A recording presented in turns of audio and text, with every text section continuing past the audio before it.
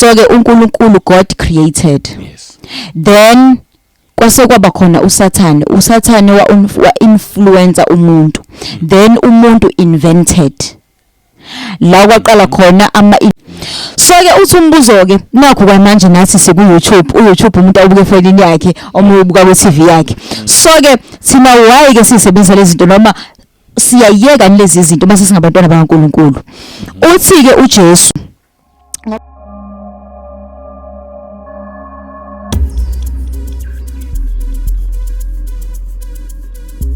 Welcome once again kwiKota 2 Media. Igama lami ngumduduzi ngakashabangu. Angiphinde ngibingelela abangcwele kwiindawo zonke ngegama elihle lenkosi yethu Jesu Kristu. Ngibonge nje ngokuthi uchoose le channel uphinde ubuye uzobukela. Mangabe yaqala ukuhlana nale channel uqala ukubukela ngizothi nje ungabusashintsha iqhubeke kuhlale.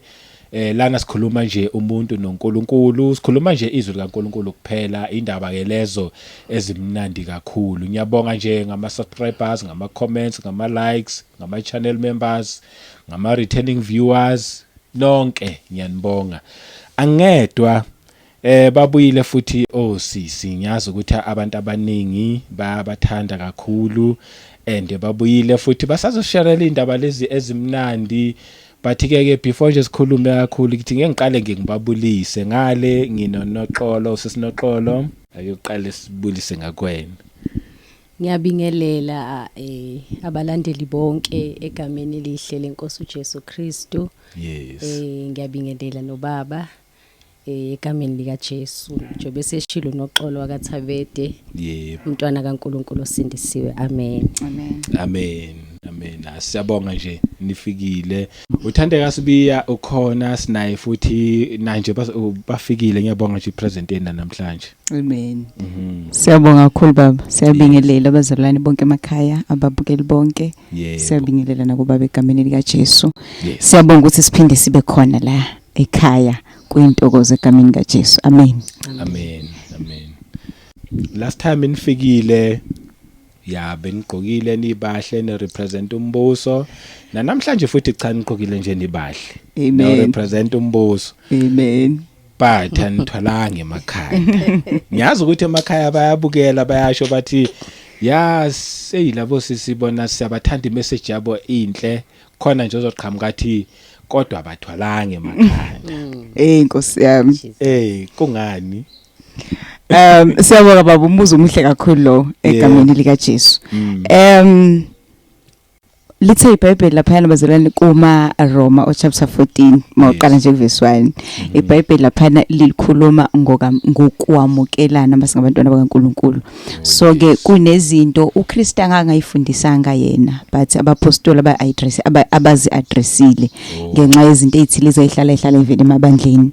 So ke iBhayibheli lisifundisa ngokwamukelana.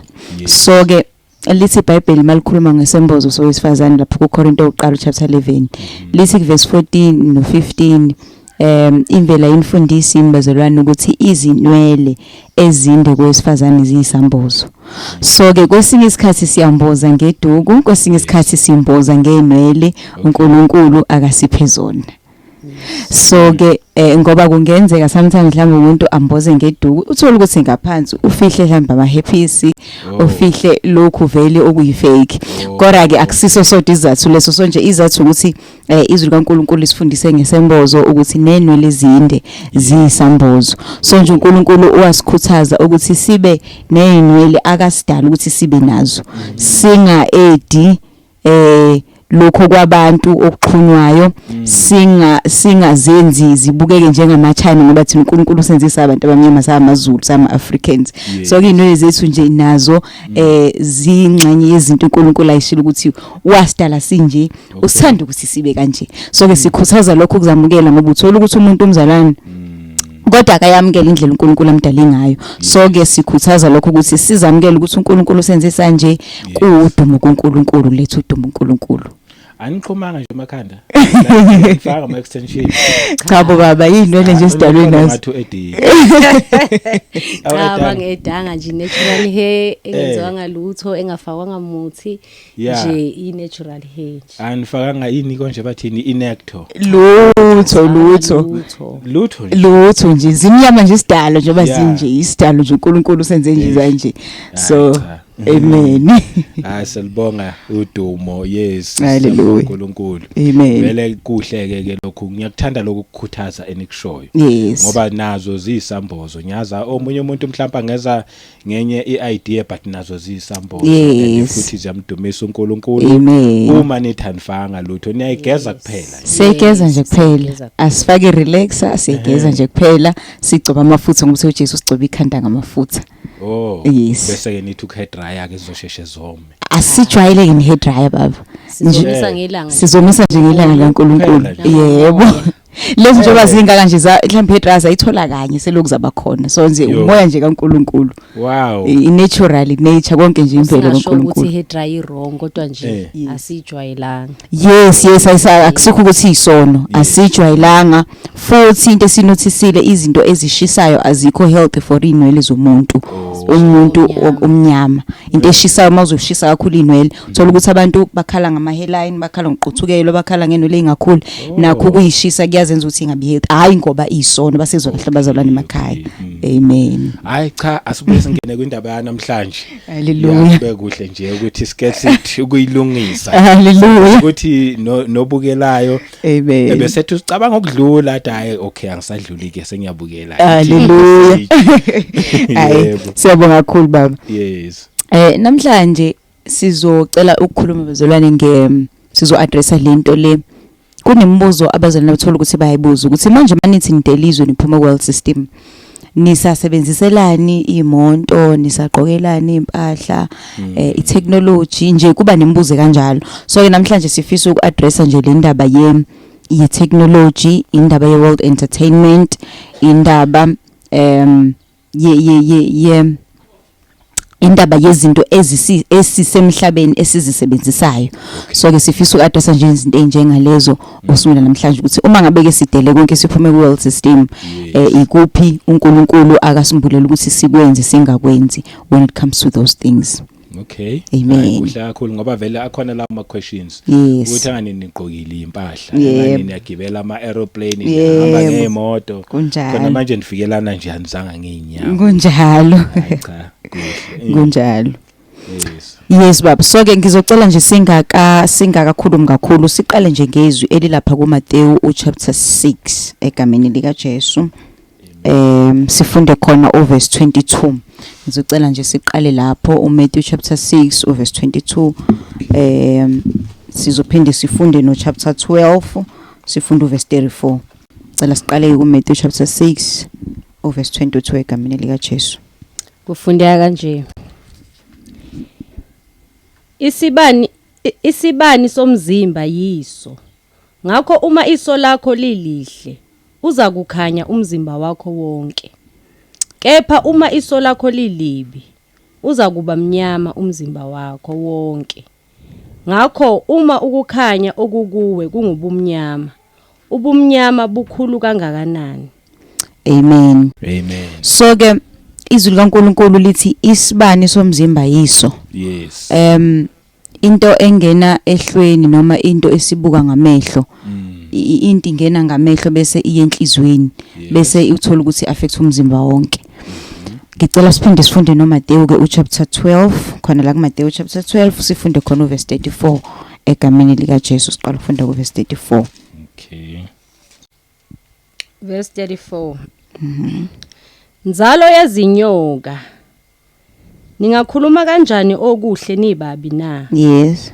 ngokuba umlomo ukhuluma ngokuchichima kwenhliziyo okay ngicela siqale verse 33 sisi bese ugcina 35 yenzani umuthi ube muhle nesithelo sawo sibe sihle noma nenze umuthi ube mubi nesithelo sawo sibe sibi ngokuba umuthi waziwa ngesithelo sawo 35 Nzalo yazinyoka ningakhuluma kanjani okuhle nibabi na ngokuba umlomo ukhuluma ngokuchichima kwenhliziyo umuntu omuhle ukhipha okuhle engcebeni yakhe enhle nomuntu omubi ukhipha okubi engcebeni yakhe embi amen yes, amen so ke ngifisa sikhulume lento leyehlo ngoba iBhayibheli ngale nakula siqale khona lithi iso lisibani somzimba.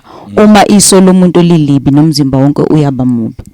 Usethi ke la ku Matthew chapter 12 usethi ke yenza imuthi ube muhle nethelo zawo ziba zinhle. Uma umuthi isihlahla uma sisimbi noma umuthi mawumumbi nethelo zawo kanjalo uba mumbi.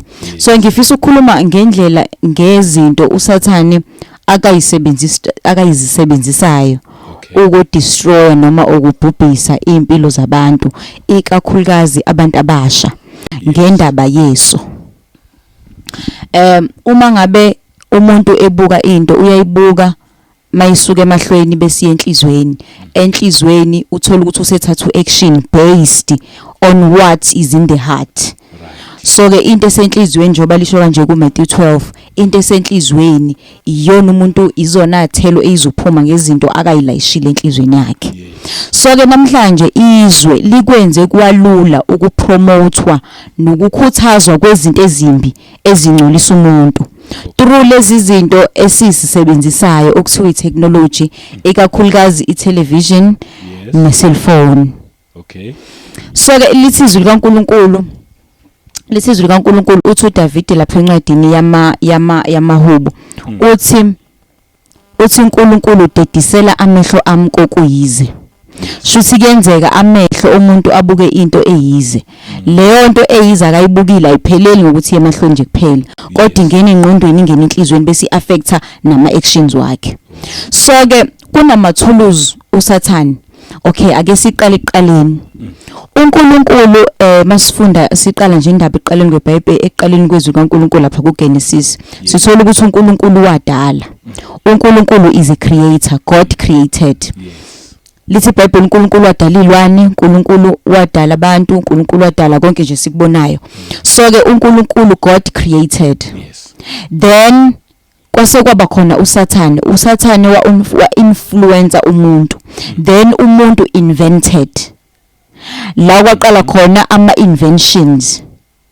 Ukuthi umuntu kube nento aka inventayo. uNkulunkulu uyadala, umuntu being inspired by umoya wesithu, umoya kaSathane uya inventa. Okay. Ake ngenza isibonelo kulokho. uNkulunkulu wadala ilwaneni ezinye zazo wayidalela ukuthi kusetshenzwe ngazo njengeimbongolo. Dala kwakulinywe ngeimbongolo. Uma ngabe abantu besuka from one place to another babesebenzisa amakameli, babesebenzisa amahashi, babesebenzisa imbongolo. So that was indlela ye transport. uNkulunkulu akayidalile ukuthi abantu bayisebenzise ukusuka kwenye indawo baye kwenye indawo. So there is why naseBhayibhelini masifunda itransport yayisebenza yiyo leyo, kwagcina kuba khona naneyinqola kanjalo kwangokuya kwagcina kukhona nemkhumbi.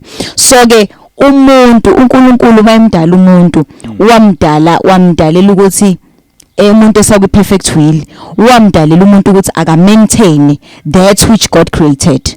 Okay. uNkulunkulu wafike wadala itshalo, wadala ihlahla, wadala konke. Mayesembeka umuntu ensimini yaseEden wabeka uAdam, wababeka noEva. Umsebenzi wabo was to maintain what God has created. So ke umuntu maye ku perfect will, umsebenzi wakhe is to maintain that which God has created already. Uma umuntu esuka kuNkulunkulu uthola the mind to invent. And invention isikhathi esiningi isuka nesandla somuntu, isuka nomqondo womuntu. Umuntu who is inspired by the wisdom of the enemy. uSathane masifunda izwi likaNkulunkulu liyazivezela encwadini kaHezekiel, if I'm not mistaken, chapter 28, ukuthi wayene wisdom eseyingelosi, wayene wisdom, waye nokuhlakanipha, nokwazi, wayene beauty. Yes. So ke ezinye zezinto uSathane ayinazo lezo. There is why namhlanje abantu ba obsessed ngebeauty fake though.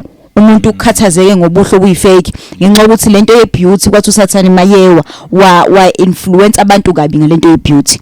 There is why uthola umuntu eyinto akangasiyo fake yonke into akayiyo fake because that spirit ye beauty ekusathana ingakho ke lithe iBhayibheli einsukwini zokugcina abantu baba ngabathandi baba ngabasithandayo lento yokuzithanda is being inspired by the spirit of the devil, by the spirit of Lucifer, the spirit of the fallen angel.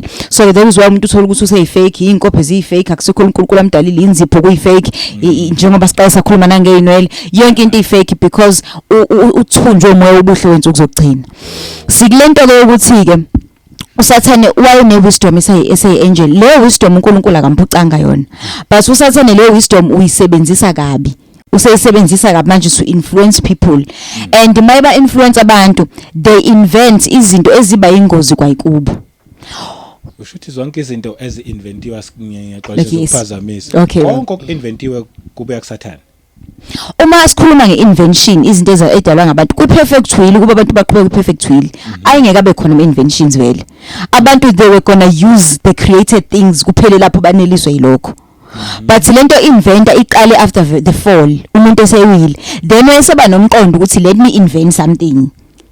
Okay. So ke not yonke into for example umkhumbi kaNoah invention. Yes. Umkhumbi kaNoah was an invention. Yes. But he was being inspired by the Spirit of God. And uNkulunkulu wayewudalela ipurpose yakhe ukuthi lo mkhumbi lo uzosindisa abantu ngesikhathi so uma ngabe sebhubhisa ngozamcolo uzosindisa abantu abafuna ukuthi babe imbewu baphinde bagcwalise umhlaba. So ke kwacaca ukuthi uNkulunkulu wakhuluma noNoah. uNoah akanga wayohlala phansi edeskini wafundiswa umuntu wafundiswa iscientist wafundiswa isphilosopher ukuthi yakho umkhumbi kanje. He was not taught by umuntu but he was taught by God himself ukuthi this is how you are to build the ark uzwakha kanje umkhumbi. So ke invention yenzeka kube umoya kaNkulunkulu einspirishayo but kufanele kubhekwe isource nayo njalo uma ngabe sesibheka ukuthi kuze ku-invent umkhumbi kwaseqaleni yingane ingenxa ukuthi uNkulunkulu wesebhubhisa abantu ngenxa ukuthi abantu base bonile so uyabona ukuthi kwayona i-ark kwangenzeka kungabe bikho isidingo se-invention yawo if abantu babe perfect will kaNkulunkulu. Right. So ke i-invention into eqhamuke after the fall. Imshini nje yokuthunga ama cellphone ama-fridge electricity Hayi sisazofika konke lapho. Okay. Yes. Sisazofika. So ke uma ngabe ke umuntu ese influencewe umoya wesitha to invent because most of the times i-invention iqhamuka kumuntu being inspired by the spirit of the enemy. Uma ngabe umuntu ke ese inventile wayidala into wayicreate wayidala leyo nto aka inventile isikhathi esiningi uSathane wayisebenzisa leyo nto ayisebenzisele imission kaSathane emhlabeni is to kill ukubulala ukubhubhisa nontshontsha. Yes. So ke i-invention mayisikhona uSathane uyayisebenzisa ukudestroy nokubhubhisa nokubulala impilo zabantu bakaNkulunkulu. Okay. Ake ngenze isibonelo. At first uNkulunkulu Yesu uNkulunkulu wayidala amahashi nembongolo kwagitshelwa khona. Angikhumbuli ngizwa kuthiwa kwakune accident ezimbongolo kwashona abantu abawu50 kwashona abantu abawu20 kwashona abantu abawu3 angikhumbuli. Futhi ayengeke ibe Angisho ukuthi kwenzeka kodwa angikhumbuli. But when we come to invention yomuntu zibangaki abantu abanamathuna namhlanje because bafe ezingozini zezimonto. So the ama-invention uSathane uyayisebenzisa to kill, to steal and to destroy. Oh yeah. Cause vele i-invention ingqondo yomuntu umuntu inspirishwe umubi. Uma kuyi-invention evela uNkulunkulu ayibi ithuluzi lokubulala nokubhubhisa. Yeah. Uma kuyinto evela umkhumbi kaNoah didn't kill anyone. Umkhumbi kaNoah ubhubhisanga umuntu untshontsha umuntu because kwaba invention inspired by the spirit of God. Yes, and injongo was to save. So ke uSathane nama-inventer u-inventer to destroy kodwa uSathane inventela to uSathane ma-inventer u-inventela to destroy, to kill and to steal. Kodwa uNkulunkulu ma-inspire umuntu ukuthi aka-invente u-inventela to save. Yes. Okay. Base sisaqhubeka angasheshi umuntu ethi hayi sengiyaphuma kanti imonto asigibeli no asilalele ngoba khona la isakhona ukuthi phoke thina siyisebenzisa lezi zinto sisazofika ke lapho abazalwane nje behlisa umoya bengasheshe badube baphelelwe intshisekelo. So ke masibuyela ke kwi-invention ke kwaya ngokuya ke ezisikhathi siqhubeka sikhulumile kwi last episode sakhuluma ngama sorceries of Babylon. Bayakuya nje abantu be-inventa, the more abantu be-inventa babe-inventa izinto ezibaqhelisa more and more kuNkulunkulu. Ake ngenza isibonelo. Kunalento esebenziswa ama sorceries sikhulume nge-sorcery of Babylon ukuthi ubuthakathi, including lento amaphilisi, including odokotela, yonke leyo nto ukuthi ubuthakathi baseBabylon.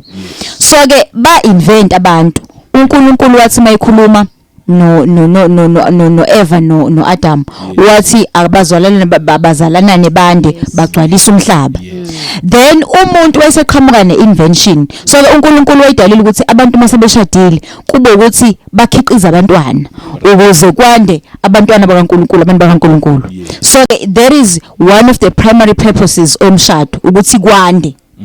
Injongo ngomshado esinye sezathu eziqamile ngomshado ukuthi abantu bande.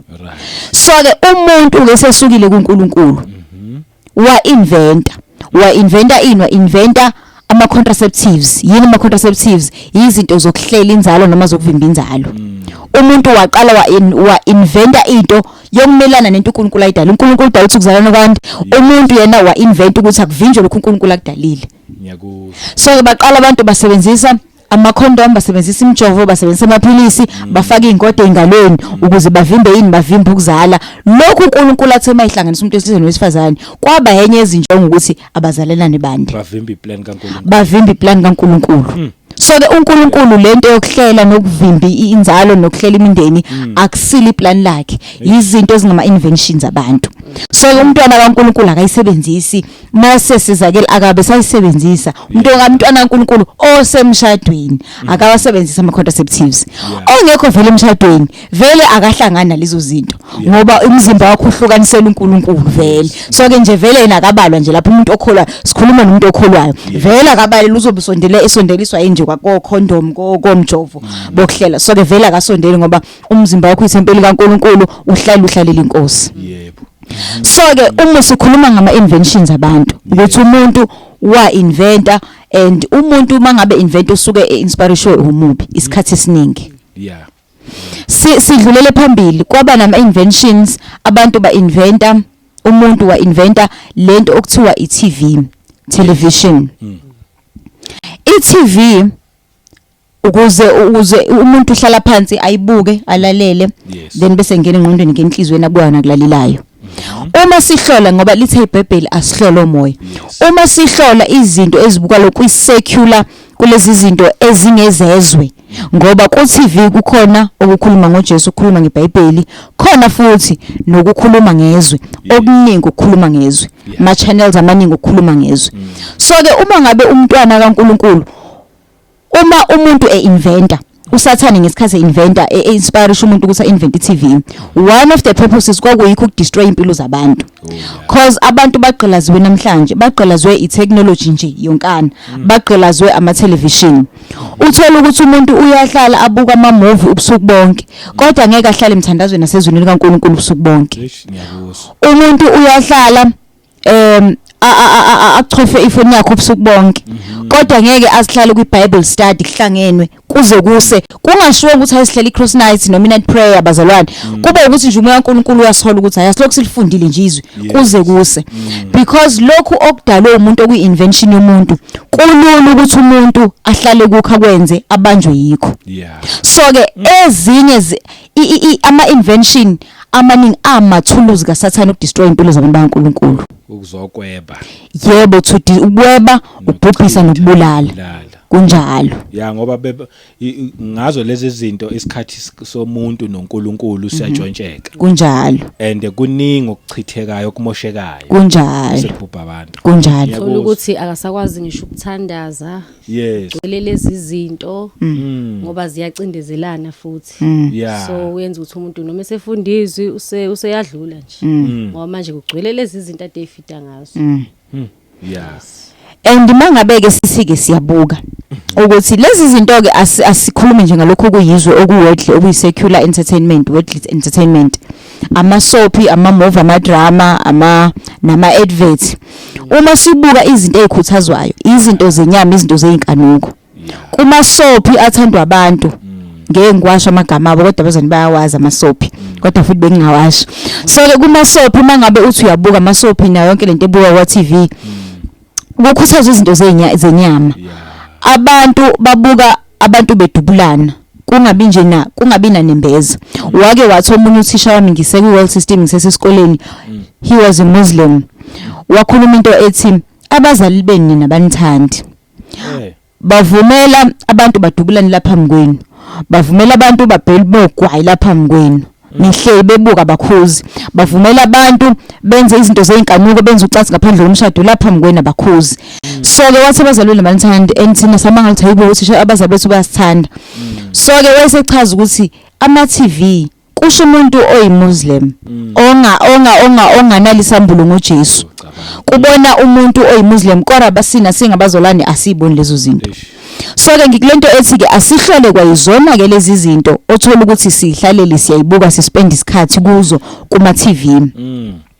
Number 1 lapha ukukhuthazwa inkanuko zenyama. Mawubuka imovie nemovie, isoapy nesoapy, idrama nedrama, iseries neseries, into ekhuthazwa kakhulu inkanuko zenyama ilust. Uthola umfana nentombazane bayakhamukelana benza izinto zeinkanuko bayakhisana khona lapha on screen. Abanye banabayeni nabakhwenyana ngenxa kodwa yokufuna imali baya-acta ba-acta ukukhamukelana nabadoda abanye abantu egameni lokuthi bangama actors bafuna imali. Avume nomnyene ekhaya ukuthi hayamba nkosikazi yokukhisana namadoda abantu lapha yana kukulungile ngoba sifuna imali, ngoba uthando lwemali hayi ukuthi imali, uthando lwemali luyimpando yakho konke okubi. Ngenxa yokufuna imali abantu badayisa ngamakhosikazi abo, badayisa ngabayeni babo ukuthi abahambe bokhisana nabantu bama ngama-actors. So umzalwane nje o-actor kukhisana o-actor otshwala, lo mzalwane akakulungela ukubuka kaJesu akaphenduke. Umzalwane nje u-actor uthi uya-actor wenzela imali, noma usathanda u-actor noma usafuna ukufundela u-actor awukulungela ukubuka kaJesu. Futhi acting nje as a whole into okuyekho umzalwane uma umzalwane ufuna ukulungela ukubuka kaJesu, i-acting eningi leyezwe ayikho right. Why ngithi leyezwe? Ikhona imovie yodwa engayirecommend engayibuka, baya-act kodwa ba-acta into eyisambulo, isambulo esabhalwa phansi inceka kaNkulunkulu okuthiwa uJohn Bunyanyan. I'm sorry if ngalibizi kahle igama lakhe. Leli gama le movie lithathele encwadini akayibhala okuthiwa iPilgrim's Progress. Ikhuluma ngabantu bephuma ezweni lesono lokubhujiswa beyezweni ku-Celestial City. Umzalwane nje ekhaya angayibhekela leyo movie iPilgrim's Progress, abanye bathi Journey to Heaven, nencwadi khobhalwe nangezulu uhambo lomhambi. So ke babe-acta abazalwane lapha kodwa ba-acta into ebhalwe encwadini uNkulunkulu wambulela lo mzalwane ngephupho uhambo olubheke ezulwini, and lapho udalula into eziningi eziyisono. So ke umzalwane nje othi uya-acta into zezwe kuyisono and uNkulunkulu akathokozi. Uma nje umuntu ethi uzo-acta akhisa abantu lapha acta bomogwaya acte ayethi ubutabane uNkulunkulu akathokozi. Umzalwane nje othi wenza i-career actor hayi akayibheki kabusha leyo into leyo. So ke sihlola izinto ukuthi lezi zinto ezibukwayo ngesikhathi esiningi zikhuthazana. Yingakho uzothi even i-advert ikhuthaza inkanuko zenyama, uzofika la futhi perfume mhlawumbe intombazane usalandela abantu besilisa ngoba futhi perfume. So ke lapho ukukhuthazwa inkanuko zenyama. So ke yonke into eyibukayo ku-TV lezi inhlelo zezwe zikhuthaza inkanuko zenyama. So kumzalwane akufanele azondle ngoba iso lisibani somzimba, akufanele ondliso lakhe ngalezo zinto zenyama. Siyizwa sibalekele inkanuko zenyama. Amen. So ke uma ngabe sesho njalo sinoxola isizwe sibalekele inkanuko zenyama, thina uma ngabe siyibuka izinto shuthi siyayikhuthaza inkanuko zenyama kithi, kodwa uma ngabe sibalekele ukubuka into enjalo siyayigwema, siyayibalekela inkanuko zenyama. Kunezwi elilapha encwadini yeZaga elithi ungalibuki iwayini ngisho lijuza. Uma ubuka ku TV ayikho into eadvertise njengotshwala njengedakamizwa. I-advert utshwala buya-advertise and kuvezwa njengento enhle. Futhi ama-advert akhona abantu bakhona ave be-creative. Yebo, kakhulu. Ama-advert abo. Kakhulu. Veza ububi bawo. Kunjalo. abavezi ukuthi umuntu uma esephuzile utshwala uyadakwa mase edakiwe amosha imali ngelutshwala nje ukuqala okwesibili ayithole esengene esola ukuthi uselala nabantu ngendlela abengazi ngayo abe nento ekuthiwa iphuza face ashesha guga ashesha afangene na izifo abavezi ma-advert kunjalo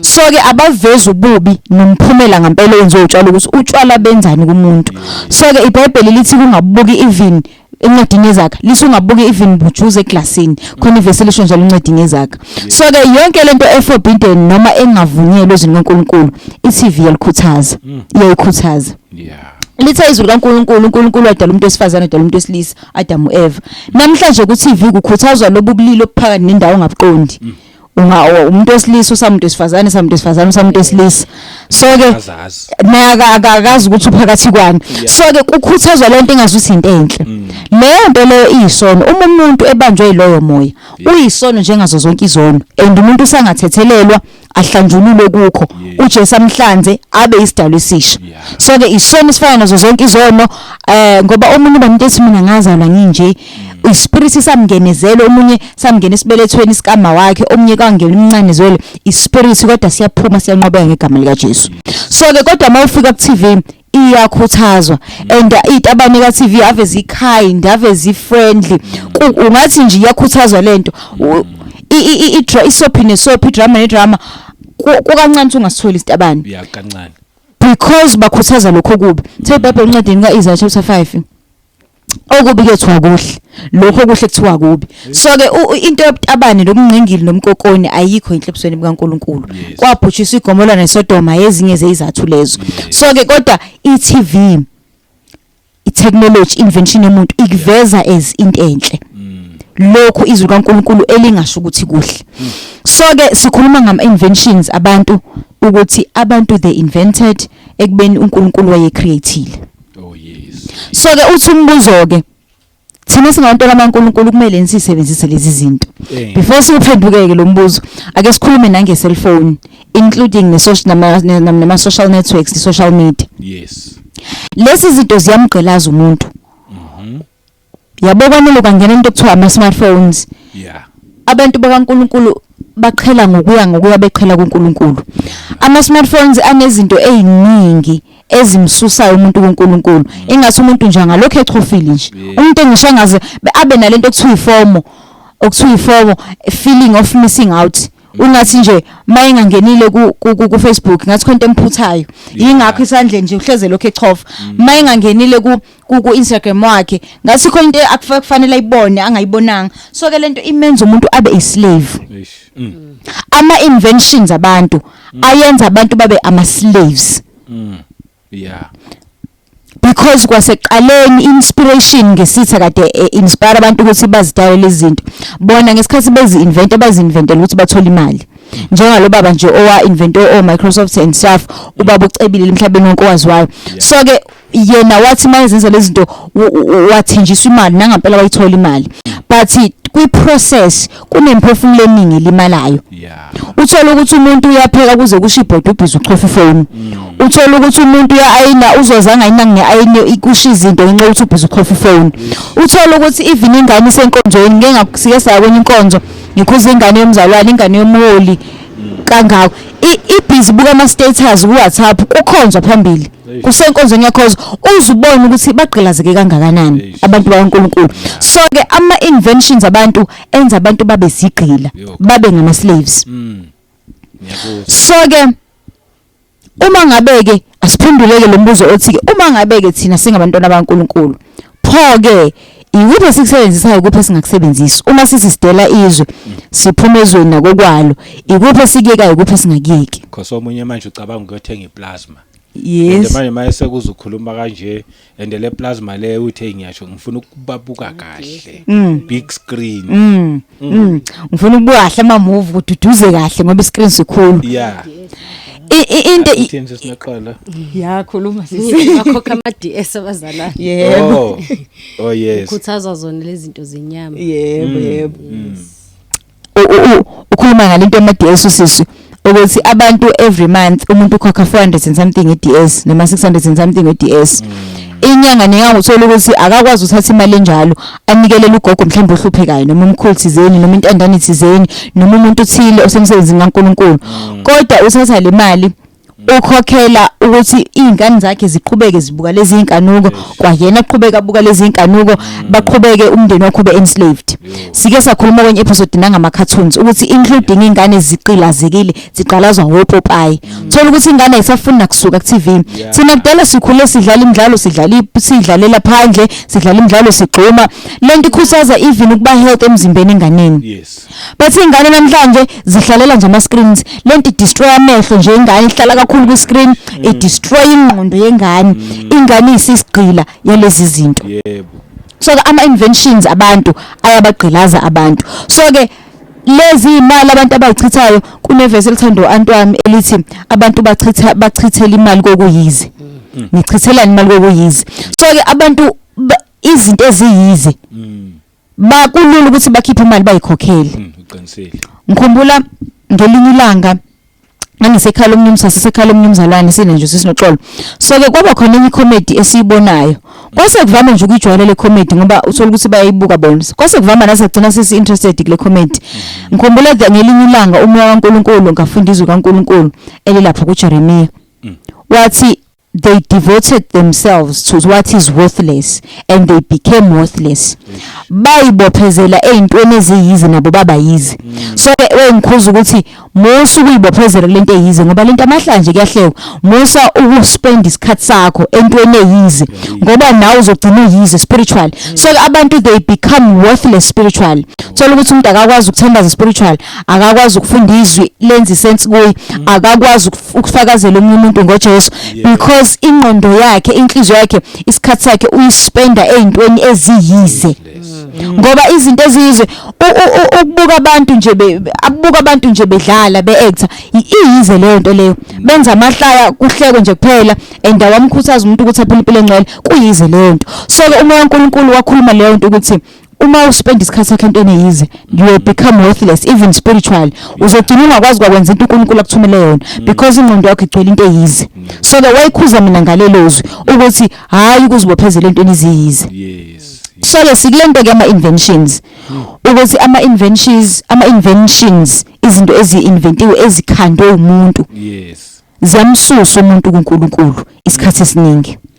So ke uthi umbuzo ke nakho kwamanje nathi siku YouTube umuntu abuke efonini yakhe omunye ubuka ku TV yakhe. So ke sina why ke sisebenzisa lezi zinto noma siyayeka lezi zinto base singabantwana bakaNkulunkulu.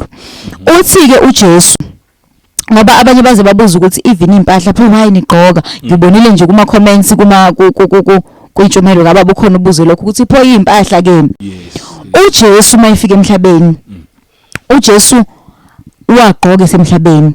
Jesu wayesebenzisa indishi zogeza ezokusikhumbula ngesikhathi kuJohn 13 ngesikhathi egeza abafundi inyawo wasebenzisa ithawulo wasebenzisa indishi ngesikhathi ewelela ngaphesheya usebenzisa umkhumbi Jesu wayesebenzisa umkhumbi. So ke sithola futhi nalapha ngesikhathi bembuza ukuthi sikhokhe yini intela kuKesari lisizwi kaNkulunkulu wathi uJesu waphendula wathi nikani waqala wathatha isithombe semali wathi ubani la wathi uKesari wayesesinikani uKesari kaKesari uNkulunkulu kaNkulunkulu. Okusho ukuthini lokho imali ngoyona i-invention yomuntu. Uthe uJesu nikani uKesari kaKesari. So uKesari umuntu nikani umuntu komuntu njengoba yala eSouth Africa nesithombe sikaMandela nikanje umuntu komuntu ngoba into yomuntu invention yomuntu into ekhanda umuntu. uNkulunkulu wadala igolide nesiliva but imali akusinto kaNkulunkulu. Imali uNkulunkulu akainventanga akayicreateanga wacreate igolide nesiliva then umuntu wathatha lokho kudala uNkulunkulu wainvent imali. Yingakho akathi uJesu nikani uKesari kaKesari ngoba eyomuntu yini kuNkulunkulu kaNkulunkulu yini kaNkulunkulu umzimba womuntu umuntu uqobo lwakho ngokaNkulunkulu. So ke uJesu wayigqoka impahla yes zokugqoka nama sandals. Yes. Nemali futhi wayisebenzisa uJesu njoba ethi akunika uKesari kaKesari wakhokha nawe uJesu intela wayethenga uJesu ngemali. So ke izinto zabantu ezingama inventions uma sisekuwo lo mhlaba sihamba enyathelweni kaJesu siyayisebenzisa izinto zakulelizwe uma sisekulo lekulelizwe. Uthe uPaul kwabaseKorinte wathi uPaul uma ngabe nithenga even izinto kube ngathi bengazona ezini ukuthi nigcine ila esho khona azathi even abashadile baphile ingathi abashadile okusho ukuthi abantu bashadile abangagcini ngokulibala umshado amehlo abo ifocus yabo yonke isemshadweni yonke ingqondo yabo isemshadweni inhliziyo yabo abasanakele nokuthi uJesu uyabuya so ke noma ngabe umuntu usemshadweni kodwa kwayena akaphile ngathi akashadanga usho njalo uPaul so ke nezinto ke zakulelizwe uthe uma nithenga noma nisebenzise nithenga ngazuthi akusizona ezeni ukuthi nigcine so ke siyayisebenzisa izinto zakulelizwe kodwa into esingayivunyela ukuthi siyithande sibe devoted kuzo sisebenzele sikhandlekele uJesu mayefika emhlabeni akatshelanga abafundi ukuthi hambani nofundela ukwakhe imkhumbi hambani nakhe imkhumbi nithola ama degree kuze nakhe imkhumbi nakhe ama mentions nani nibe ne certificate kodwa uJesu wayeyisebenzisa izinto zabantu so ke asikufundeli ukuyicreator ukuyinventa nokuzikhanda nokuzenzani kodwa siyisebenzisa angazi noma iyacaca leyo siyisebenzise kodwa singagqili kuzona yebo ngwabukela amasophi kodwa angagqili kuwo hayi baba lutho asihlukaniseke leyo izinto ezidingo zokuphila siyayisebenzisa kodwa singayithandi singagcili kuzo njengazo impahla zokugqoka ugibela transport ngoba noJesu wayigibela imkhumbi ukusebenzisa indishi izitsha yonke into edalwe umuntu esebenzisa izinto edalwe uNkulunkulu so ke singakusebenzisa ngalokho ngoba kuyingxenye yokuphila ngoba noJesu akusebenzisa bese sifunda nokweneliswa uthe izwi uma unokudla nokwembatha yebiswani yilokho okusho ukuthi nalobuzayo ukuthi pho niqokelani ingubo uJesu uyasembathisa ezima khona ukudla kukhona okwembatha aseneliswe yilokho ongasho ukuthi ezinye izinto sosasifuna ngoba nakho siqokile asimbethe into engafuneki ukuhaha unganeliswa ukuthanda ukukhompyutha ngoba abazalwane sebegcwele nayo lento leyo yokukhompyutha nezwe ukuthi thina ngoba nakho siyakholwa kumele kubonathi siyakholwa hamba ngemoto ezinkulu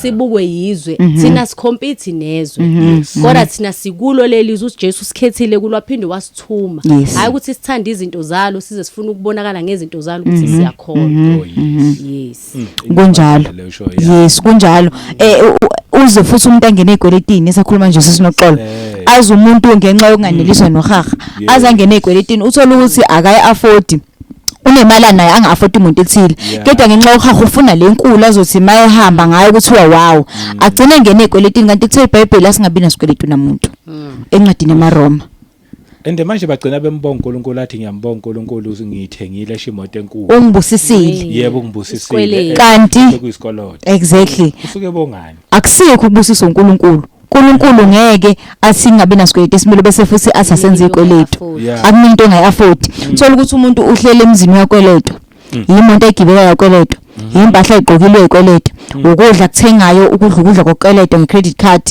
impilo yakhe nje igqilazwe isikweletu isikweletu esisigqila iairtime ayisebenzisa icontract ufanele lokho ekhokha njalo omunye ukweletile esamafuna ngayo ukweletile kaVodacom uqilazwe isikweletu impilo yakhe is being enslaved noma igqilazwe yikweletu but uthi ngiya-afford ukubhadala every month end ngiya-afford ukubhadala uma ngabe uJesu ebuya umuntu akakulungela ukubuya kaJesu uma ngabe ekweleta abantu izikweletu kwayizona kumele siphenduke kuzo sithi inkosi sixolele ngezikweletu ezenzile bese siyayikhokha yebo uma ubona ukuthi ukhona osuhlulwe ukusikhokha ubikela uJesu uNkulunkulu uzosiza iwisdom kodwa at least usuphendukile wabona isono sakho futhi awusaqhubeki kwenza ezinye awusaqhubeki usumile ngenxa ukuthi usubona uNkulunkulu emthokozisile usumile awusenzi ngoba uya-afforda awusenzi ngoba uya-afforda mawu-afforda thatha imali uyisave bese uthenga into leyo ngiyakuzwa noma at least kule bhayeke ngoba ukweleta imali lebhayile so ngoba uya-afforda ibeke into usave kade sikhuluma khona umunye umama nje osazana naye uthi kade akho umuzi wakhe extend wobhidlizo uqala phansi uthi nje hayi uyambonga uNkulunkulu ukuthi azange enze isikweletu wathatha imali wayisave for iminyaka emithathu about 3 years if I'm not mistaken then wayithatha imali isayisavile wase wakhe akanasikweletu so ke umuntu akasave bese enza into ethile ngemali isikweletu kuNkulunkulu akathokozi ngaso yes so ke isikweletu siyinzalo yohaha njengoba esilo sisi. And uma uthatha uyibheka lento yokuthanda izinto eziphathekayo ngoba sekuyizona izinto engathi uyakholwa mawunazo. Abanye abantu bagcine bengasawabona amandla kaNkuluNkulu, bebona ngathi uNkulunkulu akabathandi ngoba banazo izimoto, bengabe sakwazi ukumdumisa ngalokho uNkulunkulu akabanikeze ukuthi baba ngiyabonga ngivukile, ngadlile, ngiyembatha. Asisho ukuthi uNkulunkulu ngeke akubusise. Uma kunesidingo uNkulunkulu uyakubusisa. And futhi uNkulunkulu isibusise esivela kuye. Asenze ukuthi abazalwane babe greedy, babe selfish. uNkulunkulu mayekubusisa ukubusisela ukuthi ukwazi nokubusisa abanye. Kodwa uthola ukuthi kulesikhathi samanje abazalwane noma ethu blessed uyibheka yena akakwazi ukunaka abanye abantu, akanaka abanye abantu. So lezi zinto zokuthanda izinto kwabanye bakushila ukukholwa ngenxa ukuthi babuka ukuthi nokuthi abanako uNkulunkulu akabathandi kanti bahluleke ukurecognize nokweneliswa lokhu uNkulunkulu akabanikeze khona. Amen. Kunjalo. So ke uma ngabe ke singabantwana bakaNkulunkulu siphetha ngento ethike kulokho kungenasono siyakusebenzisa. Ekukusebenziseni kwethu sigade ukuthandizwe, sigade unganeliswa, sigade uhaha. Sigade ukufisa, covetousness, ukufisa, being greedy. Sigade lokho ekukusebenziseni kwethu kulokho kungenasono. Mase subuyela ke ezintweni ezingcolisa ingqondo, inkanuko zenyama, siyahlukana ke nalokho. Lithezulu kaNkulunkulu phumani phakathi kwabo. Ningathinto okungcolileyo. Yes, amaKorintos 2 chapter 6 verse 14. Phumani phakathi kwabo bantu bami, phumani phakathi kwabo ningathinto okungcolileyo ngoba akunakuhlanganyela itafula kaNkulunkulu netafula likaBhali. So asikwazi ukuhlanganyela entweni kaNkulunkulu nasentweni zamadimoni. So ke kulokho kuyisono ngoba uma ngabe umuntu ebuka izinto zeinkanuko ngamehlo akhe, inkanuko yengqondweni enhlizweni yakhe, abanye baqala zopornography, babuka izithombe zabantu abangaqokanga, izithombe zabantu abalalanayo. Konke lokho siya umuntu yalona yaphuma kukho ngoba ngalokho kwenzeka lesisono okuthiwa isensuality. Lapha masifunda kwa encwadini amaGalatia chapter 5 lithi iBhayibheli imisebenzi yemisobala, ubufebe, ukuncola, bese lithi amanyala. Masifunda ngeversion yesingisi lithi sensuality. Yini sensuality? Ilento yokwenza isono ngengqondo. Thola ukuthi umuntu akasenzanga isono physical, but ingqondo yakhe igcwele isono, igcwele amanyala. Usenza isono waze waqeda ingqondweni yakhe. That is the sin of sensuality, amanyala lawo. So ke uma ngabe umuntu ebuka izinto ku TV ezikhuthaza inkanuko zenyama, abantu abakhisanayo, abantu abalalanayo, lezo zinto zistimulate inkanuko kulowo muntu lo. So ke umuntu uyaphuma phenduke kulokho, aphume ukho angabasayibuka izinto ezikhuthaza inkanuko zenyama. Including umculo ongakholwa. Umculo ongamdumisa uJesu, ongasiyi gospel, umntwana kaNkulunkulu kumele ulalele because ustimulate inkanuko zenyama. Uthi uPeter bazalwane ngalilobela lezi zinto to stimulate your mind into wholesome thinking, ukuze ngivukuze ingqondo zenu ukuze nicabange okungcwele. So ke izinto kaNkulunkulu masifunda izwi likaNkulunkulu siyavuseleleka, siyavukuzeka ukuthi sicabange ngendlela engcwele. Uma sifunda izwi likaNkulunkulu uthi uJesu kuJohn 15 verse 3 uthi senihlanzekile ngezwe ngilikhulumekile. So masifunda izwi likaNkulunkulu lihlanza ingqondo, lihlanza inhliziyo.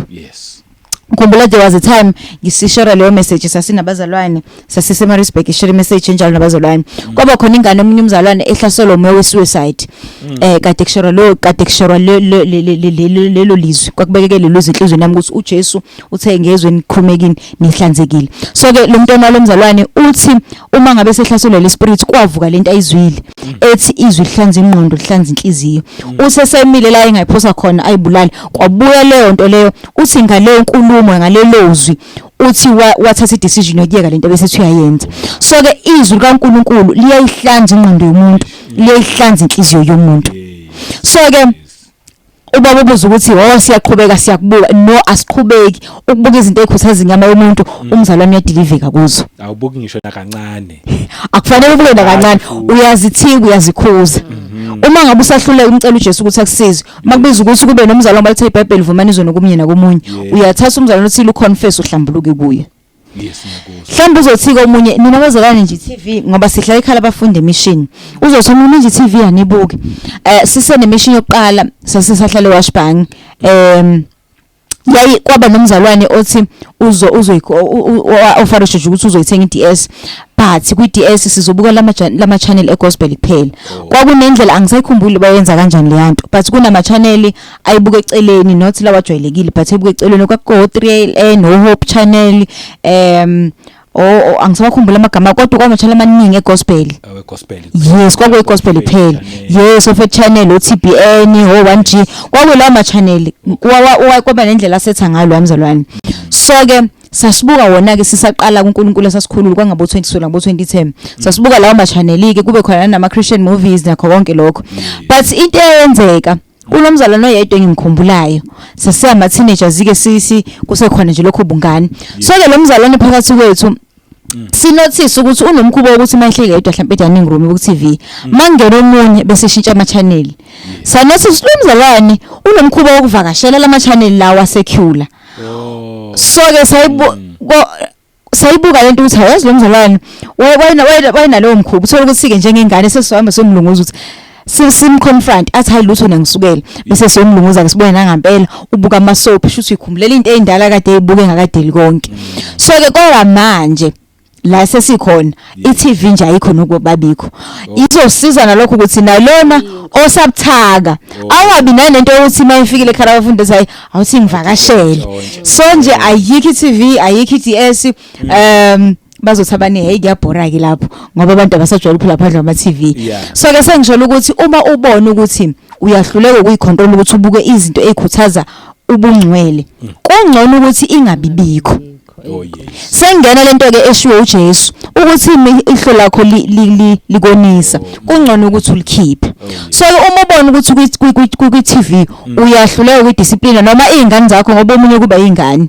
ngikhumbula sahlala nabanye bazalwane nabo babenaso isambulo sokuthi izinto zezwe nje ku TV asiyibuki so ke bakhuthaza lokho but izingane zabo izingane zazikhona zazithola sezintshontsha seyivula into ongafanele zibuke so ke ithini indaba ithi uma ngabe ubona ukuthi uyahluleka ukuthi ubuke lokho ukukhuthaza ubungcwele njengama channel akhuthaza ukufunda izwi likaNkulunkulu and stuff kungcono ukuthi ingabibikho nje TV uthathe le mali lo ukhokhela iDS every month unikele ngayo emsebenzini kaNkulunkulu uthathe le mali ukhokha izikweletu ezigqilazile uthathe le mali wenze into useful embusweni kaNkulunkulu useful nakuye umuntu so ke siyaphuma nje kokwezwe uma ngabe sesizakala indaba zona ndini ngazo ukubukela indaba safuna ukwazi kwenzakalani ezweni safuna ukwazi America ivote kanjani yonke lonto nje ngikuzwa kahle baba yes kakhulu into ebalekile phezulu kwakho konke ukuthi umuntu abe nomoya kaNkulunkulu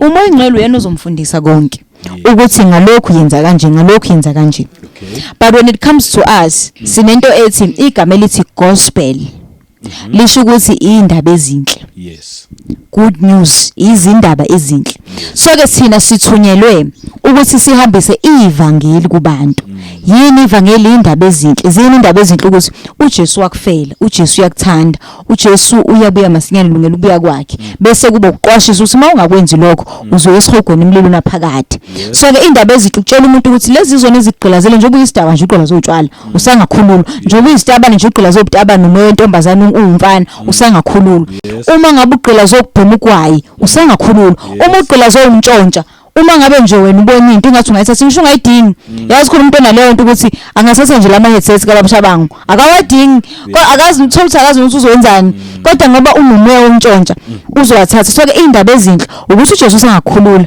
kulokhu umntshontsho okuphethe uJesu angakhulula kulamanga kuphethe ngoba uqamba amanga kuyisona ayikho into ekuthiwa ama white lies nama black lies amanga nje ayisono noma ngabe abukeke emancane ayisono even utshela ingane mayithi ingane uyapho mhlawumbe uyapho anti uyapho uthi hayi ngesitolo kanti awuye esitolo uya kwenkonzweni kwalokho kuyisona amanga noma ngabe abukeke emancane noma ngabe abukeke emakhulu amanga nje ayisona so ke indaba ezinhle ukuthi kulamanga kuthumbula uJesu sangakhulula thina sibizela umemezela indaba ezinhle utshela umuntu ukuthi lo moya okungalalela abazali okugqilazula usangakhululwa kuwo kulomoya wokukhanukela abantu besilisa usengakhululwa kukho kulomoya wokukhanuka wenkanuko usengakhululwa kukho kulomoya wokungathembeki njengoba nje unenkosikazi kodwa uthembekile kuye usaphuma ngaphandle kwabanye abantu besifazane uJesu usengakhulula soke thina sithunyelwe ukushumayela indaba ezinhle ukuthi uJesu uyasithanda wasifela wabafela abantu bakaNkuluNkulu siphendula njalo umbuzo kaBaba ukuthi sithini indaba kodwa masiya eindabeni zakulelizwe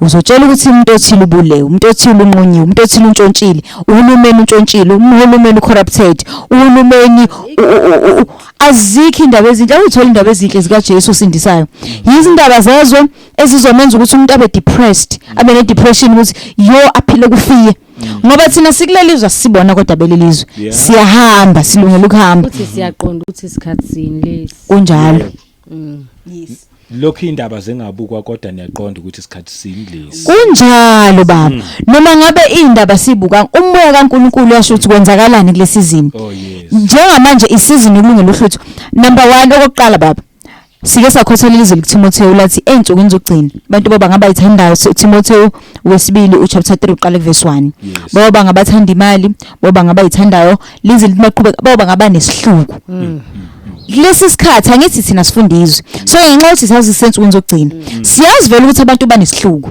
so asikho isidingo sokuthi ngibone ubufakazi ukuthi umnqumile wamchopha wamfaka efrijini wenzani asikho isidingo sokuthi ngibone lokho ngiyazi mina ukuthi vele isikhathi sesihluku lesi abantu benza izinto eziyisihluku kodwa okwethu ukuthi sizilungele ukuthi ke njengoba kuyinsuku zokugcina thina yini kumele siyenze cause nendaba umuntu angayibuka kusukela ekseni khona abantu nje aba obsessed ngendaba atshintshe le channel endaba ayisele ufuna nje lokho ebona indaba phesheya kunje ingozi earthquake so ke thina simenyeze sithunyelwe ukumemezela indaba ezinhle ukuthi abantu basindiswe abantu abakhululwe njengoba ingane yakhe nje umuntu ireshiwe akathethelele thina sithunyelwe lokho hayi ukuthi sigcishe ukuthi ubani urape bani yabona nje indaba ezomenza umuntu abe no fear abe no depression abe no anxiety ngiyakuzwa kunjalo ukhuluma zona impela zimnandi haleluya mnandi lezi indaba bazalwane ngishilo ngathi le channel endaba ezimnandi haleluya yini niyazwela ke uyisizile wangadluli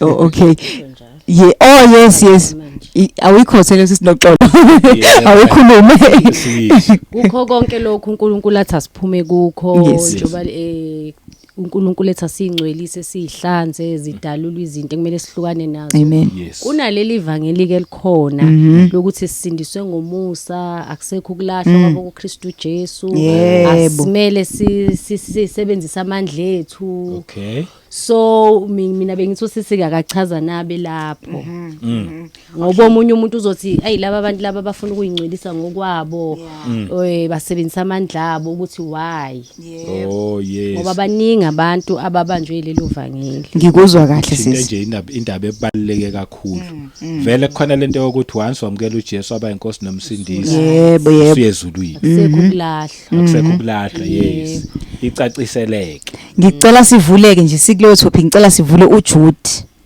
une chapter awunawo ama chapter uJude nje verse 4 ngicela nje sifunde ngezwi ke leyo ngoba iphuzi ngempela elibalekile lelo ngoba uzothi umunye niyayigqalaza abazali lokho nithi nihlukana nani nihlukumeza abantu nenza ivangeli belikhuni akusikho lokho bazalwane kodwa injongo ukuthi uNkulunkulu ufuna ukusenzela umusa ukuthi izinto ebesingazi ukuthi zi-wrong asikhululwe kuzo kusenesikhathi asilungiselele ku-episode esigcina ukukhuluma kuyo sikhulume ngento ethi isikhathi leso sokuyihlambulula so ke ababi ngeke bakuqonde lokho okwenzakalayo siyayilungiselela amalungiselelo ohlwitho lo amalungiselelo okubuya kaJesu amalungiselelo ohlwitho silungela ukuhamba silungela ukubuya kwenkosi so ke ababi ngeke baze bayiqonde asikhulumele indaba ke iku-verse number 4 ngiyacela ukungifundela sisi uverse 4 incwadi kaJude uJuda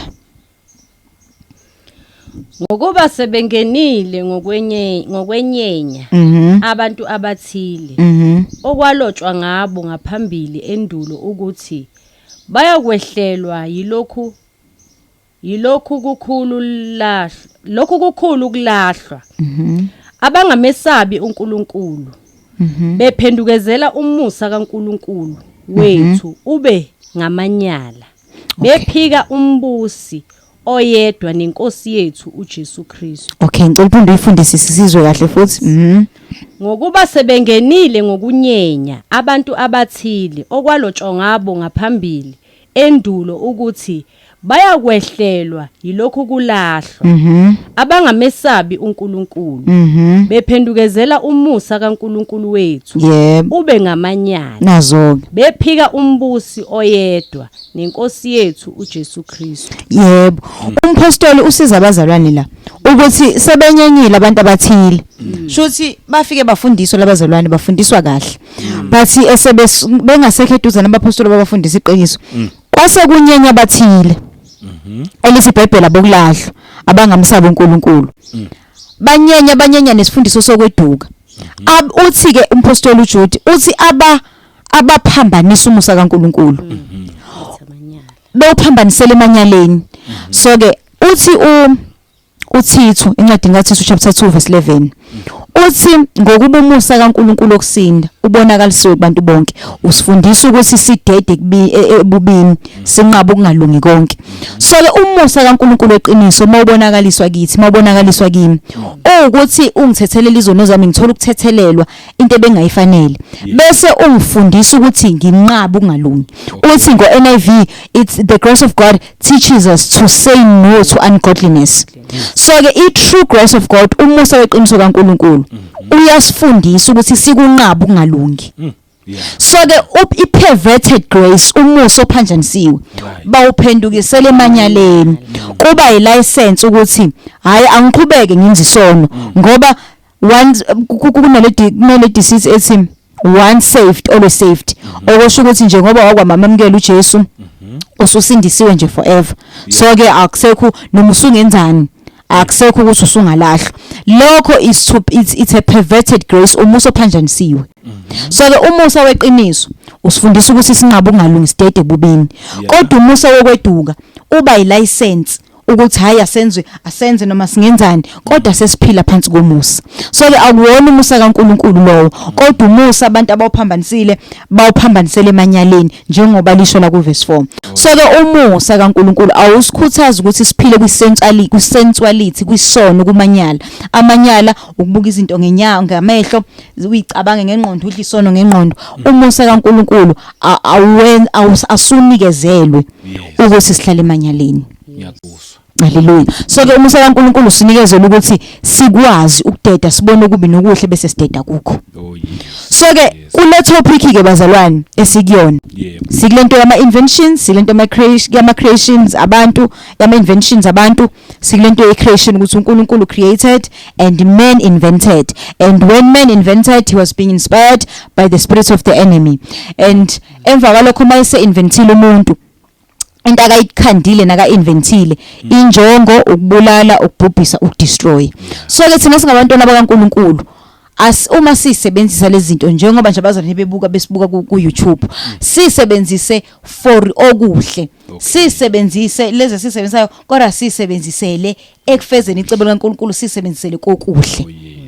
Ukuthi sikhuthaze izinto ezisikhuthaza ukuphila ubungcwele ezisikhuthaza ukusifundisa ngoJesu. Njengoba omunye ebheke nje iYouTube ayisebenzisele ukuthi uyakhula ekumazini uNkulunkulu. Exactly. Njengoba nje nawo emazweni okhulumayo nobabili esikhulisa futhi siusebenzisele lokho konke even noma ngathi uya ko Facebook. Yebo. Uyele nje for lokho hayi okunye. Kunjalo. Uma ngabe kuukuthi nokunye ofika ukuthole ngaloko kuxakayo ungamane uyiblock lento ungasayibukela okungcono. Kusho njalo ungamane okungcono uninstall ama apps ngoba akulula. Ake silikhuluma iqiniso nefact. Akulula ukuthi umuntu abe no Facebook abe no Twitter abe no Instagram abe no WhatsApp abe na yonke lento leyo TikTok yonke lento. Isikhathi esiningi zithatha isikhathi lezi zinto. Uma kuukuthi uNkulunkulu umholela ukuthi akube khona akusebenzisayo akusebenzise ngokuyithiba. Kodwa sisebenzise lento yasho uPaul ku1 Corinthians encwadini yamaKorinto wathi zihloleni nina. uthi zihloleni ukuthi ngisakukhona ukholo umuntu akathembeke kuyi enze lento ekuthiwa introspection ukuthi mase ngikhuluma iqiniso mangingedwa ngisebenzisa uFacebook ngisebenzisa kahleni uma ngiku Instagram ngisebenzisa kahleni umuntu akathembeke kuye ngoba indaba inomuntu noNkulunkulu akekho phoqa omunye la akekho influence omunye noma ini kodwa indaba umuntu akathembeke uma umuntu ebona ukuthi ka Facebook ngibona abantu abangaqokile ka Facebook ngibona amantombazane angaqedanga ukugqoka akathembe kumuntu uninstall uFacebook efonini yakhe ngoba isikhathi esiningi vele izinto zisebenziswe zithunyelwe to destroy impilo zabantwana bakaNkulunkulu so le umuntu akathembeke kuye ukuthi nonke uyawusebenzisa uInstagram ngiyawusebenzisa in kodwa eqinisweni angusebenzisi kahle futhi uma sengibonile ngikhuthazeleka mhlawumbe umuntu uzobona umuntu ongaqedanga ukugqoka ngokubona umuntu ongaqedanga ukugqoka usezofuna ukubona iphone so ke lento imholela ebubini so ke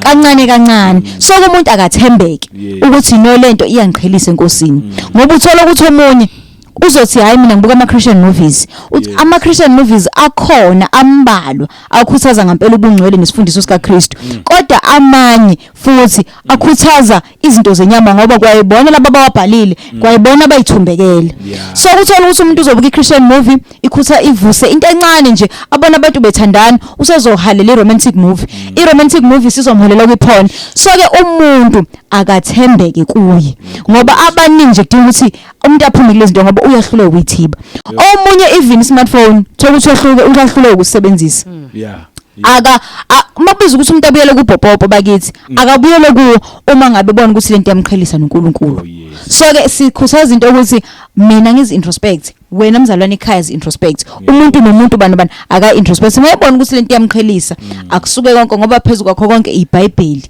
umuntu kufanele ahlale nalo elingeke limdukise umuntu hey cha naze nakhuluma amazwi apowerful kangaka haleluya nanishilo babukele nathi siyabafunda abantwana bakaBaba uSibiya niyabezwa ke nabo bakhona hayi cha haleluya ngiyayizwa wisdom impela cha ikhona nje kakhulu futhi amazwi lawa amahle kakhulu kahlahle uconfirma even namazwi asekhulunywa kakhulu nje kule channel ngabanye abafundisi niyawa confirma nje okusobala ukuthi uma abe nani no confirma ngempela njalo aliqiniso amen hayi ngiyaniswa amen mangigibele aeroplane ngigibelele for a good reason kunjalo hayi ngigibelele ukuthi nje ngiyahamba nyangale ngiyaphesheya just ukuthi ngiyokwenza ama selfie ningibone ukuthi sekuse Dubai kunjalo hayi for ukubonga ngoba lithi iBhayibheli konke okusezweni inkanuko yamehlo inkanuko yenyama enye into leyo yes nokuzigabisa ngalo kuphila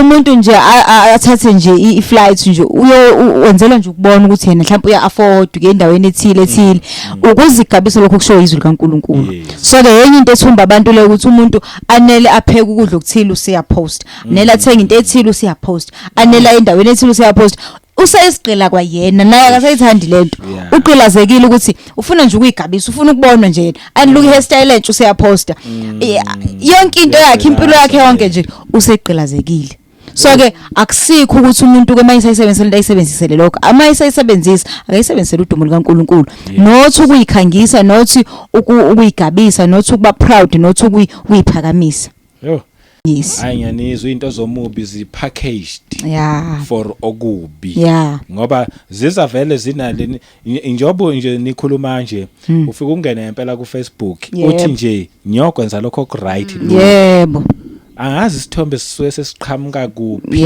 sentombazane ehambela nje kodwa bengazelanga lokho bese uphinde uphume nje uyabona ukuthi zipackaged lezi zinto zipackaged ukuthi noma wena ungathi uyela lokho kuhle kodwa qumbu something nje enye nje eceleni so kubiza ukuyithiba konke lokho but ke ngiyabonga kakhulu noma bese niqedile yini nje hayi ngicabanga ukuthi sesemaphethileni baba yes hayi impela ngicabanga sesemaphethileni anone ichaze kahle kakhulu yebo indaba yokuyithiba amen into ke nje oyosiza umuntu ekhaya ukuthi nje abuyisane nenkosi uJesu Kristu amen leyo yona effect angeke siyiphike kufanele umuntu akholwe ukuthi uJesu uyinkosi nomsindisi akholwe avume ngomlomo wakhe akholwe ngenhliziyo ukuthi uNkulunkulu wamvusa kwabafileyo amen isiqalo leso usungenile lithi iBhayibheli mayenza kanjalo yakusindiswa ngempela futhi yakusindiswa.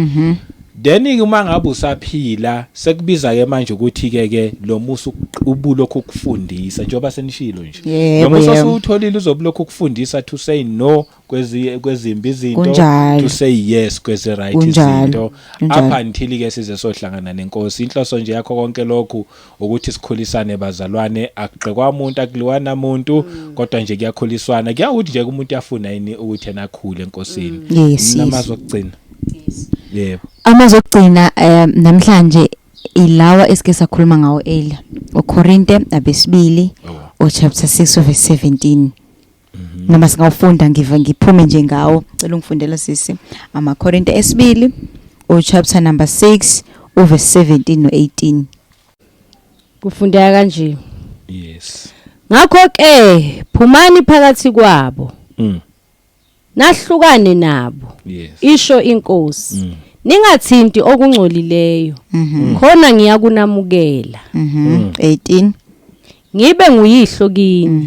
Nina nibe ngamadodana namadodakazi kimi. Amen. Isho inkosi uSomandla. Amen.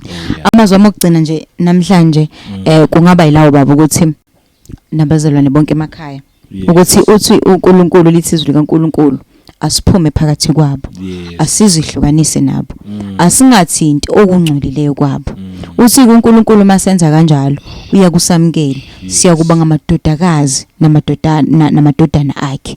So ke ngicizelela lokho ukuthi kukho konke osekukhulumekile kulokho okungcolile bezalwane asiphume kukho, asihlukanise nakho, asiphume phakathi kwabo, sihlambulule uma sifuna ukwamukeleka.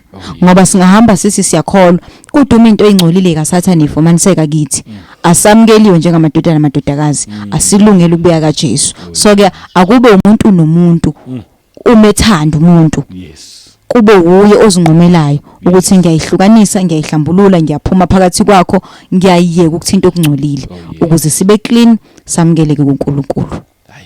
Amen. Amen. Sesinoqolo una ucina. Amen. Kunamazwi eBhayibhelini athi kunendlela ebukeka inhle emehlweni omuntu kodwa isiphetho sayo indlela yokufa. So zonke lezi zinto ebezibalwa zishiwo zibukeka zizinhle ziyathandeka kodwa iqiniso lithi isiphetho sazo ziyekufeni. So bese lithi-ke bese umhlabeleli kwakukuningi kudekiwe empilweni yami kodwa ngayikhethela uNkulunkulu. So kukuningi kunjalo bekumele thina siyikhethele ukulunga, siyikhethele uNkulunkulu njengalamadoda awu4 ngesikhathi ethunjiwe eBhabhiloni ukuthi akwabe kukudla kwenkosi, ukudla kwezithixo ukuthi bakudle kodwa bayinqumela ukuthi bangayingcolisi. So isinqumo esomuntu lithizwi uDaniel wayemisela enhlizweni yakhe ukuba ngayingcolisi. So le ndaba yonke sikhulumayo kubiza kumuntu ukuthi yena ayimisele egameni likaJesu. Ngiyabonga. Amen. Nama ke ngivale ngalamazwi. uNkulunkulu uyafuna futhi uyakhuluma nabantu bonke. Because someone might say esekhaya mina waye uNkulunkulu angakhulumi nami, waye mina ngathi uNkulunkulu akangiphenduli, awubheke njena labantwana labo uNkulunkulu uyakhuluma nabo futhi uyakhuluma ngabo. uNkulunkulu ukhuluma nawo wonke umuntu. Iproblem iyodwa uthi mayesekhulumile utholakale ubusy. Ubusy ngani? Ngalezi zinto ezikhuzwayo kuthiwa yiyeke. And lezi zinto lezi angithi ubusy ngazo ngesikhathi lokho ubusy ngazo zikuvala manje ukuthi uzwe ivoice kaNkulunkulu.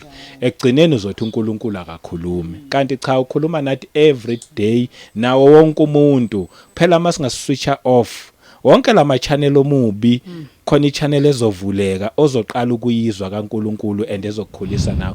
Umusa kaNkulunkulu anibusise, uNkulunkulu nje emuhle anibusise nonke emakhaya. Asiphinde sihlangane futhi ngomsa wakhe kwivideo elandelayo. Amen. Amen.